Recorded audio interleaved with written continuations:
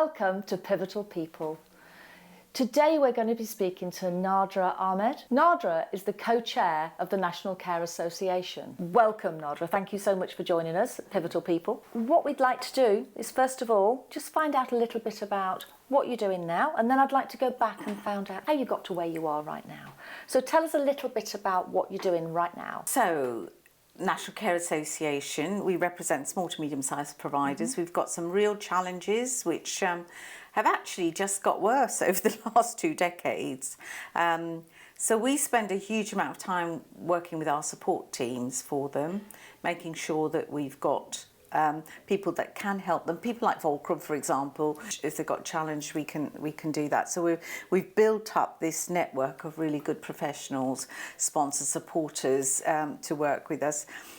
We are working with getting to know the new government, the new way of working, what the challenges might be as we go forward. We can already tell, they haven't even got to their first 100 days, we can tell that there's going to be some enormous challenges that we will face as a sector. But there's also a bit around the people that we support and what they're going to be losing, and you know, how are we going to help them if somebody's in their own home being supported. What does the winter allowance scenario mean to them? You know, all those sorts of things. So we're working quite a lot on that. We've got a political agenda that we're trying to follow now, which will unfold over the next 4 months.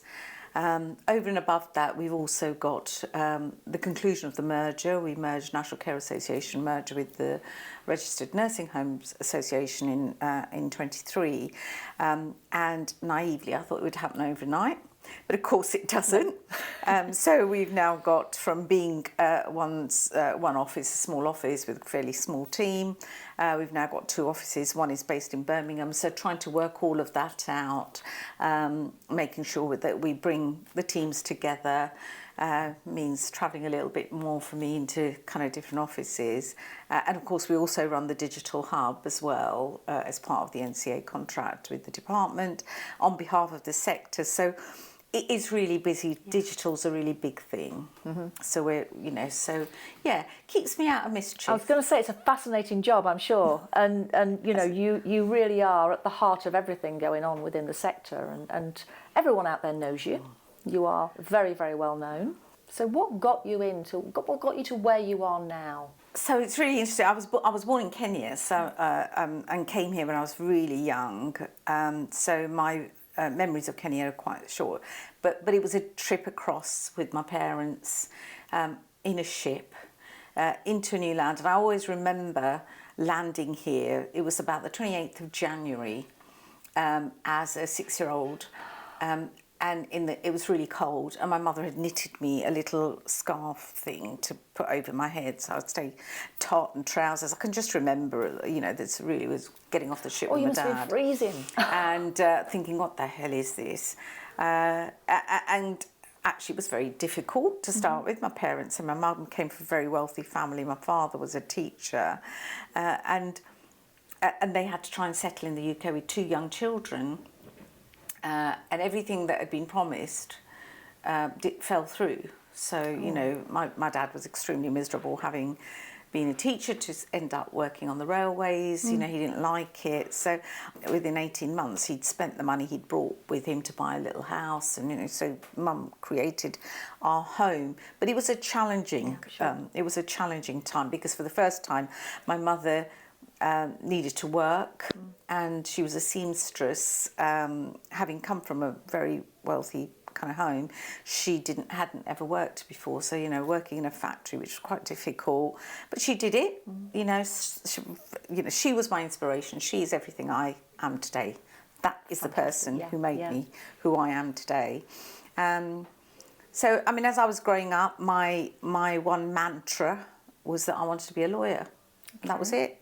I was going to be a lawyer, and did everything, got to the A-levels, got into law school, and the edict fell upon me from the family that you can't do that.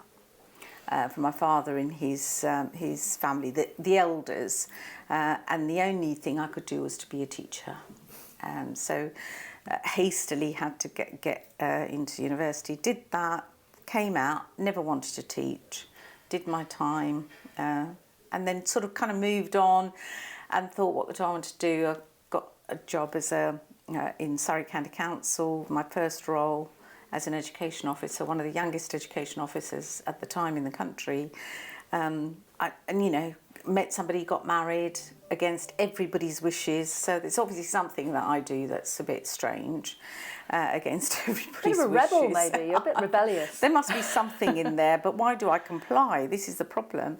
And my in-laws were of an ill, they were that you just don't work. The women in the house didn't work. So that became a bit of a challenge for me, sitting at home. So, I think in a way, before I jumped to that sort of education piece, at school I knew that I liked older people company, only because of the history. I'm a historian, so I did history at university as for my teaching degree. And so I just loved it, just listening to people telling me about things, with my grandparents, with older members of the family. I just enjoyed it. So I suppose in a way that may have been the precursor, but you don't know that at the time. You don't know what you don't know. And that's, that was where it all kind of fell apart for me a little bit. Very early on, within the first year, I was a bit devastated that I couldn't carry on my career. I can imagine, for somebody as you are now, that person not being able to work and not being able to do the good stuff you're doing now, that must have been a real challenge. So what got you back into work? Well, it was an announcement about 3 weeks before it was due to be opened from my father-in-law that they were opening a care home. Yeah. And I was going to run it. Goodness.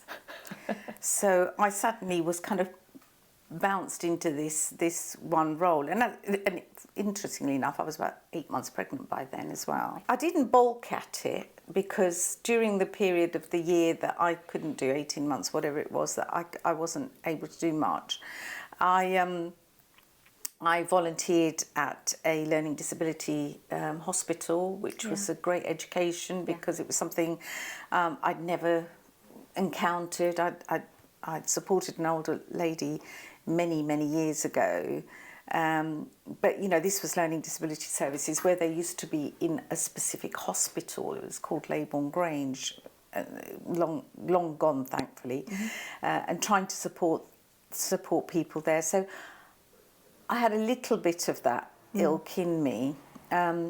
But actually starting a care home from zilch. And it was an existing care home, wasn't it? It was a brand new. It was brand new. It was a listed building, which is now our home. But what had happened is my father-in-law had bought a property and then thought, what should I do with it? That was basically what it was. So we lived in half of it, and what were we going to do with the other half? And he decided it would be a 10-bedded care home to start with. And then it grew to a 40-bedded, and then it just grew. Now, what was interesting was that the experience of running a care home. This was in the 80s. Yeah. So, a lot of doctors did do this, and I kind of started to read up about it, looked at it. I remember the registration officer. I still know him. Coming across, we paid £1 to become registered. This is how old I am.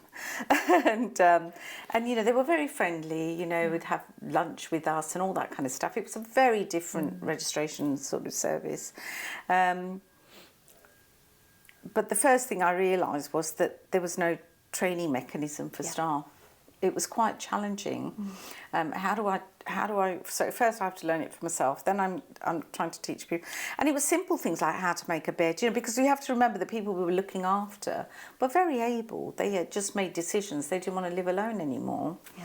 So it was a really different kind of service. It was what social care was to mitigate loneliness. People didn't want to have to pay bills anymore. They didn't have family nearby. They wanted their meals cooked. They wanted, all of that kind of stuff. A little bit of forgetfulness, but that was where it was. Yeah. But although you didn't want to be a teacher, Your background in education there would have been a massive plus for managing a care home and developing the staff team to be able to do that job. Absolutely. I mean, I think, I'm very faith-based and really proud of my faith. And I think that your destiny is written in a way that you get to somewhere where you're meant to be. Yeah. And everything else is a building block. And I think that's what you have to think, There's a lot of luck along the way. And I think the only way to work is to actually enjoy what you do and to make the difference that you want to make. And if you do not make that difference, it doesn't mean you stop. You have to keep striving to get to where you want to be. So I feel that education piece was really important for me, because I could write a plan, and my training plan was then taken on by National Care Association, as was then, and then it moved into the kind of the bigger qualification agendas. And I did end up being the Vice Chair of Skills for Care as well. So so my education piece has followed, and I must say I'm also a governor at Canterbury Christchurch University. So I have kept it going. Yeah, that's great. The future of care. A lot of people ask you about this, I'm sure. What do you think, which direction do you think it's going, the whole care sector? And I think for somebody in your position, you're in a great position to be able to sort of visualise that. Like me, you can go back a long way too. Yeah, I mean, I think, when I think about in the 80s when we started, and where would I have thought we would be 40 years later, it wasn't here. Because we had this kind of vision that social care was social care. What we now have and what the challenge is it was more akin to healthcare. And those of us who've worked in the sector for a long time will know that we are now nowhere near the people that we supported. So for 24 years I was supporting people. By the time I left, when I first started, we wouldn't take anybody with incontinence, we wouldn't take anybody, doubly incontinent. A little bit of confusion was fine, but not dementia. Now what we've got is the social care sector is looking after people who were looked after in long stay geriatric wards, but without clinical support. Actually, we have to kind of beg, borrow and steal clinical support, which I think is wrong. What we know is the demographics, not only in the UK, but across the Commonwealth, across the world, we're going to have an older population. They're living longer with complex healthcare needs. And what's interesting is there's good news in that, because obviously people are able to have a longer life. But what we're not coping with is how we support them to have a good life, a good longer life. And if you have the misfortune, and today there are reports that come out about GPs saying complex care needs people take up 16% of their time, which is quite a lot of 16% of people take up the most of their time, which is quite a big thing with three complex conditions. So it could be high blood pressure, it could be all that kind of stuff. So we're lurching towards this unsustainable scenario where we've got GPs struggling, we've got a healthcare system that's crumbling. I look at the 10-year future. So if we look at 5 years under the current government, I'm not sure we'll get to anywhere near where we need to be when it comes to social care. Because if we're going to talk about commissions, then we're in a different world already. That's going to take a long time. What I'd like to think is that we will have an offer for those people who are going to be receiving care at that time that fits their values, their needs, and actually their desires as to what they want to be.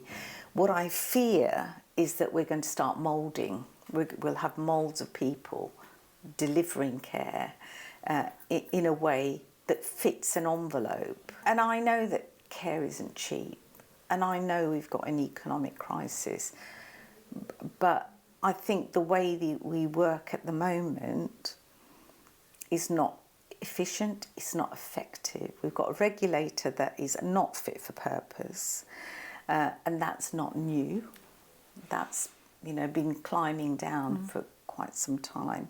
We've got a population that has been affected by the pandemic. Absolutely, yeah. And an ageing population that will have been affected by that. That loneliness piece is back. People wanting to stay at home longer, quite rightly, if that's what they want, need more support. Yeah. Workforce issues are critical. It's possibly a very difficult future. But then we have the Care Association, we have other support mechanisms that can help us fight for what we need as a sector.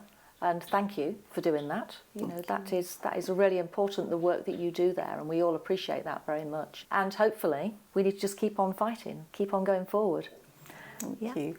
We will. Anyway, thank you very much. That was really interesting. Yeah. Thank you for joining us. Thank you.